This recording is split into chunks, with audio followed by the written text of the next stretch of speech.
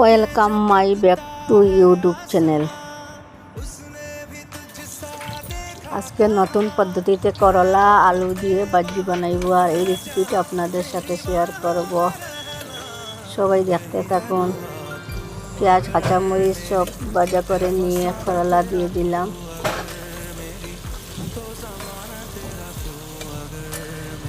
এইরকম ছোটা ছোটা সাইজ করে কেটে কেটে নিলাম। আলু দিয়ে দিলাম, পরিমাণ মতো লবণ দিয়ে দিলাম,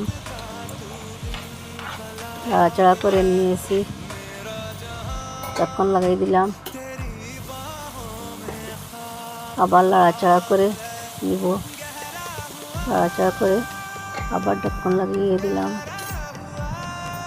হয়ে গেল, খেয়ে নিব।